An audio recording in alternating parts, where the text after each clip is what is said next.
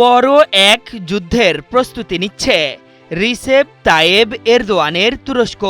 সেই লক্ষ্যেই একের পর এক চমক নিয়ে হাজির হচ্ছে তার বাহিনী। গত সপ্তাহে নিজেদের প্রযুক্তিতে তৈরি আকাশ প্রতিরক্ষা ব্যবস্থা স্টিল ডোম প্রকাশ্যে এনেছে তুরস্ক। সেই চমকের রেশ কাটতে না কাটতেই এবার বিশ্বের প্রথম ড্রোনবাহী ক্যারিয়ার নিয়ে হাজির তুর্কি বাহিনী। এই ড্রোন ক্যারিয়ার এতই শক্তিশালী যে ইস্তাম্বুল থেকে নিউ ইয়র্ক পর্যন্ত গিয়ে আবার ফিরে আসতে সক্ষম। এতে প্রয়োজন হবে না দ্বিতীয়বার কোনো জ্বালানি নেয়ার।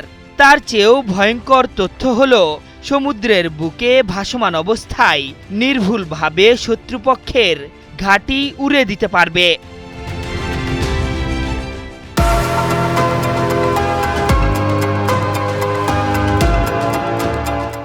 ডেইলি সাভা জানিয়েছে ড্রোনবাহী এই ক্যারিয়ারের নাম টিসিজি আনাদুলু।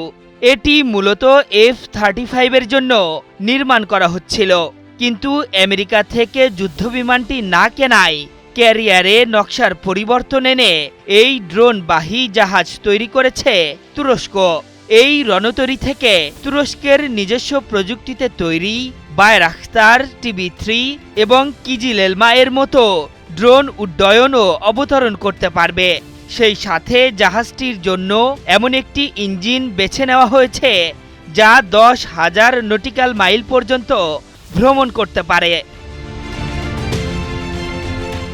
টিসিজি আনাদোলু জাহাজটি 2023 সালের এপ্রিলে তুর্কি নৌবাহিনীর প্রধান জাহাজ হিসেবে কমিশন করা হয়।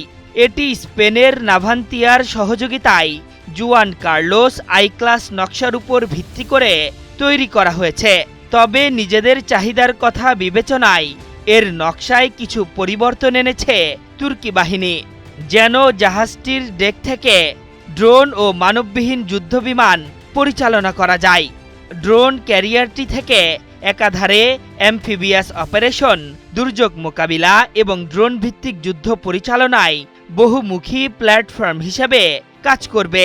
স্বাভাবিকভাবেই এই যুদ্ধজাহাজ প্রতিপক্ষ শিবিরে রীতিমতো আতঙ্কের নাম হবে। টিসিজি আনাদুলু একই সাথে প্রায় 1200 জন সৈন্য, ট্যাঙ্ক এবং বিভিন্ন ধরনের সাজোয়া যান বহন করতে পারে। এতে একটি পূর্ণাঙ্গ হাসপাতালও রয়েছে যা মানবিক ত্রাণ কার্যক্রমে সহায়তা করতে পারে। এটি একসাথে প্রায় 30 থেকে 50টি ড্রোন বা 12টি মাঝারি আকারের হেলিকপ্টার বহন করতে সক্ষম। আর এ কারণে জাহাজটি তুরস্কের নৌবাহিনীতে একটি নতুন সামরিক সক্ষমতা যুক্ত করেছে।